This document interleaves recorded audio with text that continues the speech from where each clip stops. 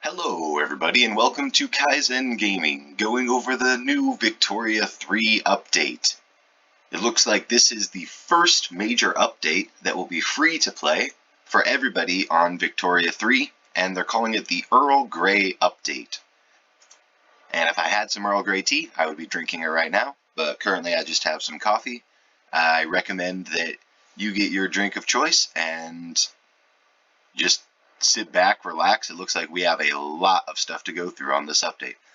So I'm just going to go through this update. I haven't seen it before. This is my first impression of the update, and I'm going to see what they added in and give a little bit of analysis on what I think this stuff will do and what these changes still need in order to make the game a little bit better. Alright, let's get into it. So the time has come for the first major update of Victoria 3, named Earl Grey, and as far as we know, there shouldn't be compatibility issues between old saves, but it can't be guaranteed. Makes sense. Alright, features. Reworked morale to inflict a base loss for every round of battle, modified by the differences in casualties inflicted. Okay, so this is cool because morale pretty much didn't mean anything before. Well, I mean, the war system was so broken with conscripts being stronger than regular troops that morale didn't even matter. So I like that they're trying to make morale actually a thing. Legitimacy will provide bonuses and penalties. Yeah, I think they said that they were going to do this before. It's nice that legitimacy actually matters a little bit more than just being able to pass laws. It'll now have a persistent effect. And then a new modifier based on votes in government. I don't know how they're actually going to get this to work, but I think it's that you have to have the people that are actually eligible to vote in your government in order for your government to be legitimate. So if your voting is based on wealth, then you've got to have all the wealthy people in the government, and so on and so forth. Replace the legitimacy penalty from government size with a penalty from ideological incoherence. So I think this means that they want you to have as many interest groups in the government as possible, which is really nice because it's fun to have interest groups. It's a cool mechanic to play with. I'm glad that they're adding this in. We'll see what ideological incoherence means. I assume that means like how well they agree with your current political structure. I'm not really sure about that. Treaty ports don't work with other great powers. Alright, that's good. That helps the AI. And other balance changes, speaking of AI, legitimacy is rebalanced, okay. Authority, too high and very high, government wages, very good. Morale and power projection. I really like that they added power projection here, because getting more power projection was really hard without tanking your entire economy. And if you didn't have access to military goods, you pretty much couldn't do more military. So it's good that there's a way to get more power projection without building more military. I mean, it does cost more, but it doesn't cost more goods. And then penalty for low military wages. That's also really good because it actually makes it so you don't want to have low military wages. And training rate penalty makes tons of sense. Lowered the positive and negative approval. Okay, it was a little bit gamey on that side. So we don't need as much approval swing from wages. Buildings will only raise wages if they are competing for wages or below their minimum wage target. And the target is based on standard of living. So it sounds like this is going to make it so that they don't just throw wages sky high, or so they won't just radically increase wages, which will bring down the standard of living a little bit because people have fewer wages, but it will also mean that buildings are more profitable, and I think it's going to work out a lot better and a lot more like it's expected in the long run. And they say prevent radicalization, so that's always good. And wage targets are lowered in unincorporated states and for discriminated pops. That's great. Puts a lot more historical trends into the game. And laws will also give a decrease to radicals and increase to loyalists, which makes sense. If you've got a theocratic state, then people who follow that religion would like the law. Maybe not in modern times, but back then probably. Pops in unincorporated states now have their voting power reduced according to incorporation level. Makes sense. Makes a lot of sense. Mass migration now only targets incorporated states to avoid... Oh my god, this was so annoying. You have an entire country of huge cities. You've got New York with a Statue of Liberty increasing migration, and then you have one little colony in Patagonia, and that gets the migration target. It was so annoying. So this is really cool. Only targets your incorporated states, which should be economic powerhouses compared to unincorporated. I really like this change. It's going to feel a lot better. Because this was just a feels bad moment. It doesn't really change the game very much, but it just felt bad. And then unincorporated states have a lower standard of living. This is huge. The lower expected standard of living in unincorporated states just helps so much with people not becoming radicalized everywhere. And then causing turmoil, and then your colonies aren't actually profitable. So this helps a ton with game balance. Oil and potential rubber deposits. I did see a map of this showing that they like tripled the number of oil places around the world, which is cool because now you can get a lot more oil. And one of the dev diaries, the guy said that he wanted to increase whaling, which, yeah, I mean, whaling seems pretty terrible at the moment. So it would be great if we could get whaling to be a little bit more powerful in the early game. And then power plants, cool. Reduced impact of artillery commander was good. And then all of this rebalance stuff, I don't know exactly what they're rebalancing, but it looks like they're trying to make power plants a little bit more efficient, ports a little bit stronger in general, and get them earlier. Persia as a recommendation. Cool. I'll play a Persia game. Sounds like fun. Opium and stuff. USA no longer immediately loses Great Plains interest, which is, yeah, that was so annoying that you had to move something from South America up to the Great Plains. It was just dumb. Rubber irrigation production method. Okay, cool. More rubber. I almost never use rubber anyways because it takes so long into the game. Revolutions. Now always lose some amount of war support. Okay, that's good. That will help a ton in certain cases. Oh, what happened here? All right. Back into it.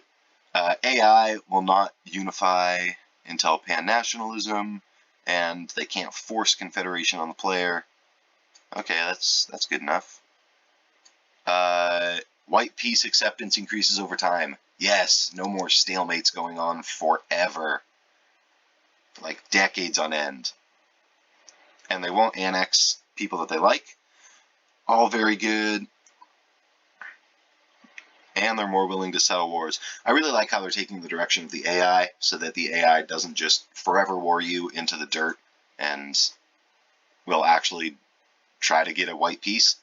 I'd like to see a little bit more nuance taken into this and precision once they get to balancing late game, which, I mean, first they have to make late game playable, but with decreasing CPU resources required.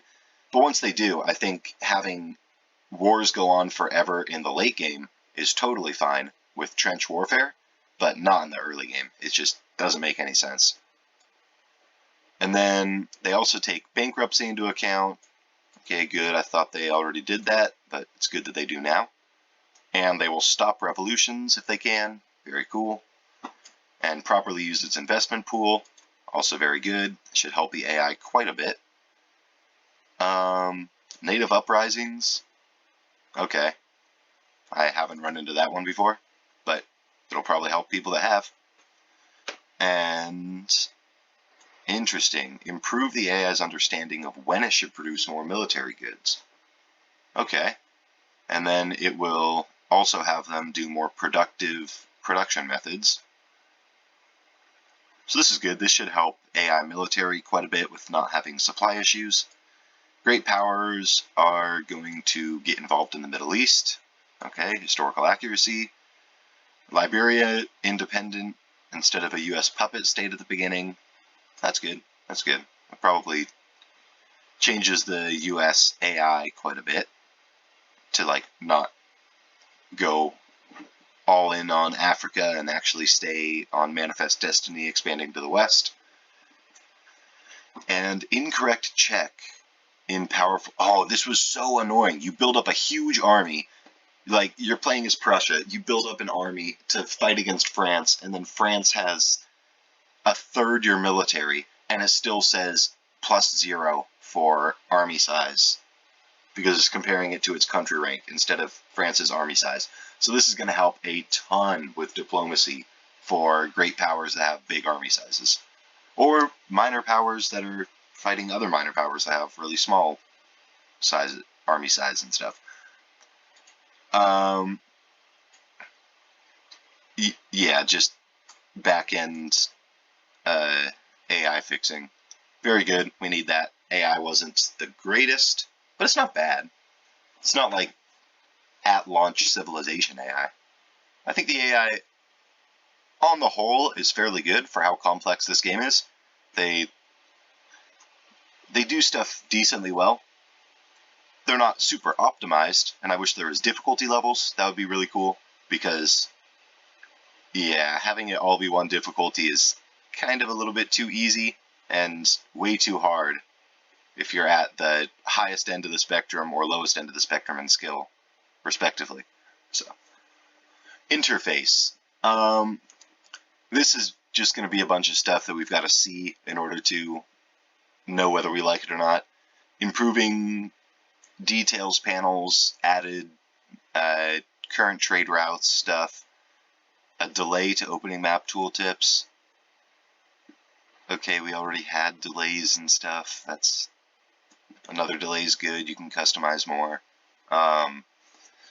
Looks like they're trying to put a lot more information into the same amount of space, and some of it making the spaces a little bit smaller, which is good. That's a valid criticism that people had. I never played Victoria 2, but a lot of people liked that better. Construction queue listing their state as well. That is nice for being able to find stuff, especially when you queue up 85 lumber mills. You want to know which state has them. As toasts versus feed. I have no idea what that means. Manpower, I think, is supposed to be more important in this change or coming changes or something, so being able to see it is good. Volume, sure, whatever. Inactive tradie ports, I guess it's good to see the inactive ones as well. Active production methods are non-clickable. I really hope this doesn't mean that if you get one state in like a war, you can't click the top one and change everything, because that was really nice to just be able to click, everything's on the same production method.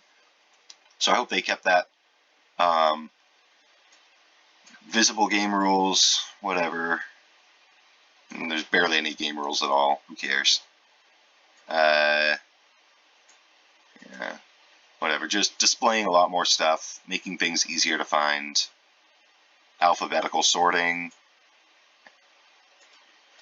Okay, this is all just a bunch of make stuff easier to find, make it prettier. You could always find all of this information and stuff before, so it doesn't really change too much about the game, but it does make it easier to use, which is very nice for a type of game like this that's so complicated. Content, let's see. Oh, you can cancel the surveys of Panama and Suez. I wonder if you can still make multiple copies of the Panama Canal at once. Because I did a game where I did 10 at one time, and they all finished together, and then I had 10 Panama Canals. So, yeah, I don't know if you can still do that, but try it out. Play as Panama, or play as, what is it, Gran Colombia? Something like that. I don't know, anything in South America. And yeah, just queue up all of your Panama Canals at the same time. and then they all finish together, and you get a ton of urbanization in that one state of Panama. Interesting. Skyscrapers have a trade nexus base PM. Oh, this could actually be really good. If you don't need bureaucracy, maybe this makes trade routes more profitable. Maybe it makes them have more goods per trade route or per convoy or something. I don't know, but it's nice to be able to boost trade, especially since I really hate the trade center building. Like, I don't want that many trade centers. I don't want that much of my population in the trade center. I want to be able to control the trade center. So, having something active that the player can control is really cool for trade. I don't even... I may have gotten this. It's actually really hard to get 100% literacy, so... repeating events fire less often. I think that's an emerging theme, is they want less spammy events, which is nice. If you could make the freaking rubber pop-up thing less often, that is so annoying. Oh my god. Rubber here, rubber here, rubber here. I don't invent telephone for 50 more years. Can you shut up? I don't care about rubber. It's not used for anything.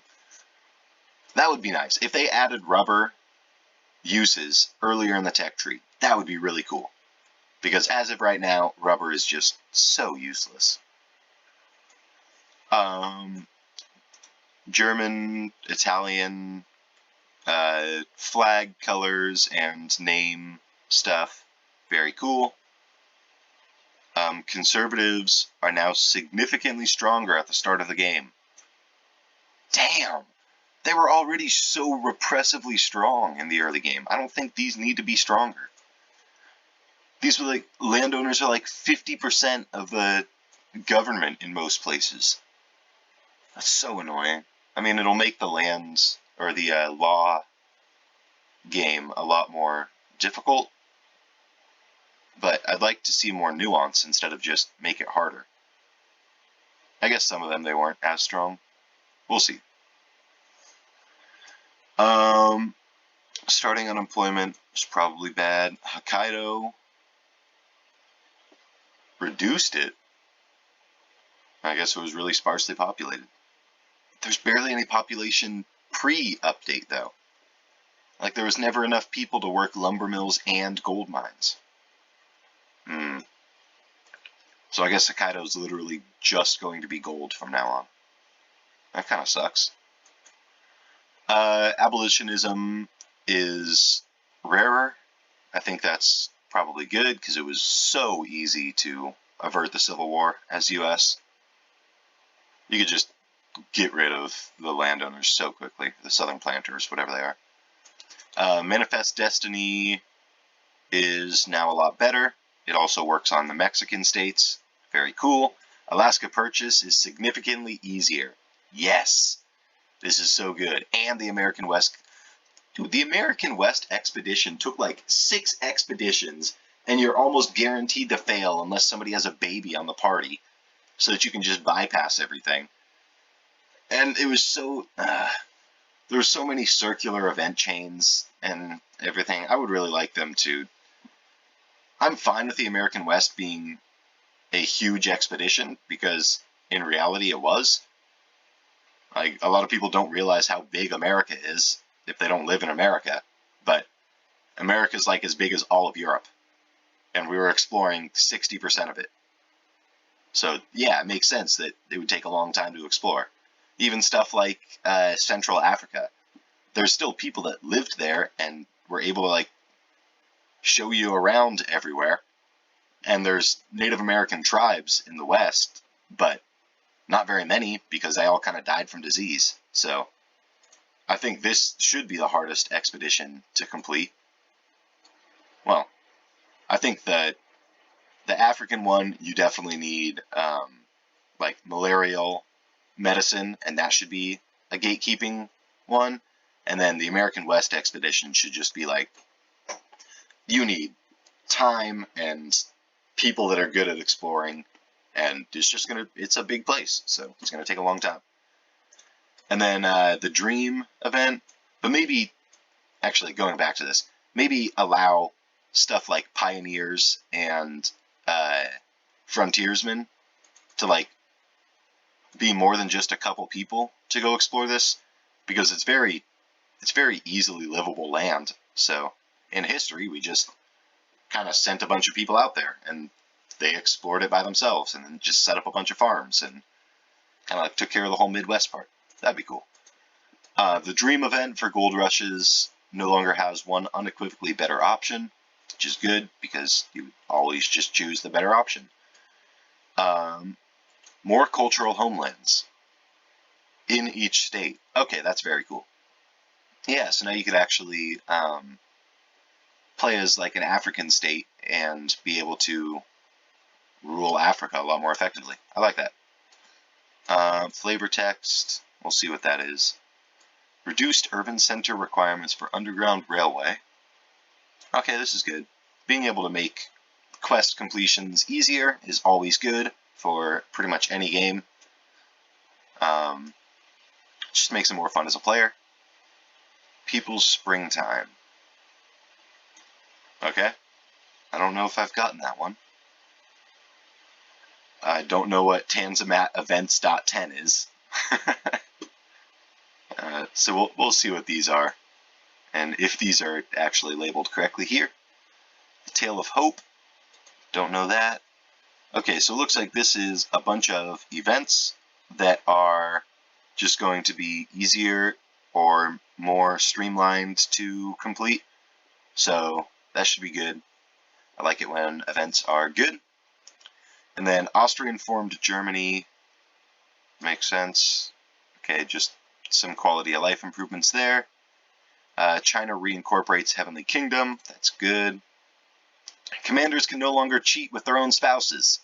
You don't say. Wow.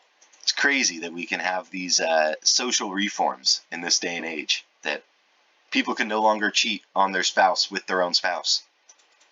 Why? Unless she has a twin. Alright, defeating the opium wars will remove opium bans. That's good. Countries with a free trade law can now remove trade bans, but not add them. Interesting. Okay, yeah, that makes sense. Doctrine of Lapse now has a proper cooldown. That's good. Stuff should be working as it says in the tooltip. Elitist has a stance on theocracy. What is the stance? Is it good? Is it bad? If it could be like no to theocracy, so we could have more things that are no on theocracy, that would be great. And then Ethiopia. I'll play as Ethiopia. That sounds fun. And Poland is easier to form. Ethiopia, Poland, easier to form. Actually, Ethiopia might be harder. Campaign financing, whatever.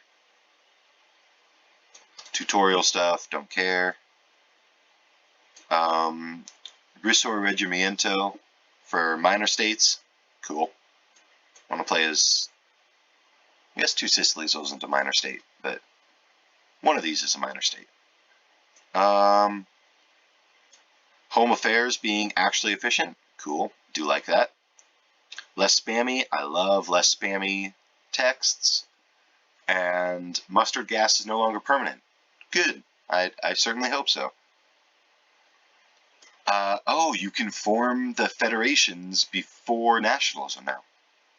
I guess I kind of like that. Makes sense. I think that they should take this a step further. If you meet the requirements for federation before nationalism is researched, you can form the federation and it will give you the research of nationalism when you do. That would be cool. Because it makes sense. It's like a grassroots, people-funded or people-supported movement. So you should get a social technology for it. Law and action events. Okay, we'll see how that works in a game. And paying for school supplies now costs bureaucracy instead of benefiting it. I thought it always cost bureaucracy. Alright, whatever. I don't even know who Philip Sheridan is, but presidents and republics die less frequently. Seemed like people never died anyways. So, railway tech is better. Don't know what NATO Resettlement 4 is. Error spam, good. Free States of America, okay. So that's good, I think. Ripper can no longer be a child or toddler. Why not? Why not? Maybe they're just a really angry toddler. And then, oh, Western America Expedition now removes event tracking variables properly. Cool. So the peril doesn't just go up and up without ever being able to come back down. That's, yeah, that's nice. And this probably eliminates some of the circular event chains. Not really sure there, but let's see, modding. They basically did nothing. Awesome. Alright, major bug fixes. Fixed text stuff, fixed logging systems, fixed overflow in politics, which is good. Political strength is sometimes messed up a little bit. Fixed characters having a natural lifespan of like 125 years. So annoying, waiting for your monarch to die, and he's 121 years old. So dumb. So yes, good. Fix this. Set it to 70 plus 1 per 5 units of wealth. I don't know. Something that makes wealthy people live longer and still way less than they are now. The circular trade bug thing, or exploit, whatever. Yeah, just trade something and then they trade it back and then you just keep trading the same material, making money back and forth. Probably not correct. And now, a bug for 60 years on Force Open Market? That would suck as a player. To have an open market for 60 years. 5 years, that's doable. But 60 years, no. Can't do that. Fixed a couple bugs. That's good. Morale's important now, so that's necessary. And I really hope that this angry interest groups leave the government when they're in a party makes it so that they leave the party. Because I really don't want the devout group leaving the government and then taking my military and landowners with them. That would be so annoying. Like, just get the devout people out. We don't really care about them. Make them leave the party. Alright. Tariffs would be incorrectly paid. Okay, good. I need correct tariffs. No colonization. I guess this helps if you have a civil war and then you don't annex their colonies, maybe. I don't really know how that works. Discriminated pops now don't participate in government. Very good. Pops in unincorporated states, similar but less effective. That's good for both of those. You only have to deal with the ones that matter. Battalions in order of descending usable manpower, including morale. I think this should just help your troops always fight at higher efficiency. No more colonies without an interest. That's good. Subjects no longer have to ratify a peace deal. Interesting. Why does it go out? Stop. Yeah, I don't think that's too terribly impactful. I mean, you might have to force each one to submission, which would be tough if they're removed by ocean and you can't get to them. We'll have to see. That might break the game a little bit. That might be a bad change. I don't know how I feel about that. Expeditions. Okay. Yeah, there's tons of problems with expeditions. We'll see about expeditions. I think that's a job for the modding community, not the developers, because you can just do so much more with a little bit more time for expeditions, whereas other stuff you need resources, money, people that are getting paid to actually do this. But expeditions, passion project, sure, go for it. We're going to have a lot of cool expeditions and mods once people figure out how to do that. Teleporting generals, whatever. Yeah. Not a huge deal. Fix the cut down to size war goal. Oh my god. I was playing a game as Brazil. I conquered all of South America, all of Central America. I conquered New York, Pennsylvania, everything as I was fighting the United States of America. Italy comes in with a cut down to size. They land in Rio de Janeiro, and they fucking win the war because I can't do anything about it because I literally can't get them to stop the war because the only way to do it is to invade them. And I can't invade them with my crappy ass navy. So they were going to win regardless of what I did. And then it took away every single conquest, even of like puppet states and everything from the start of the game, including the Grau-Para rebellion that Brazil starts with. So I was literally left with only the southern half of Brazil. It was so annoying. Oh my god. I hope I can reload that game prior to when it happened.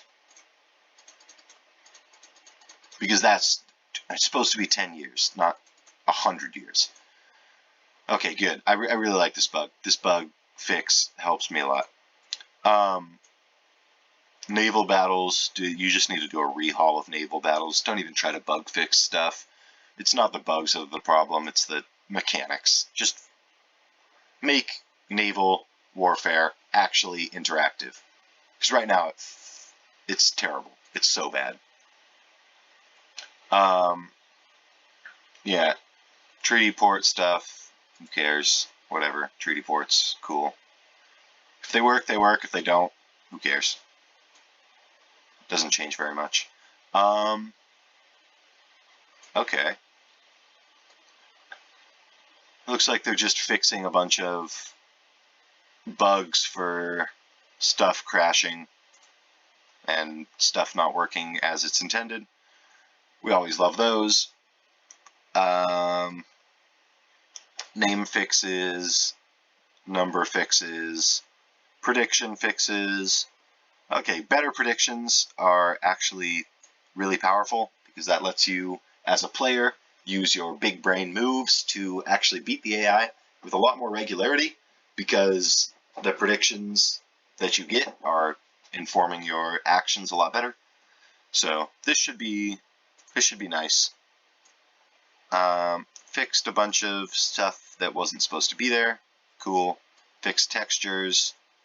Fixed issues. Korean officers wear clothes.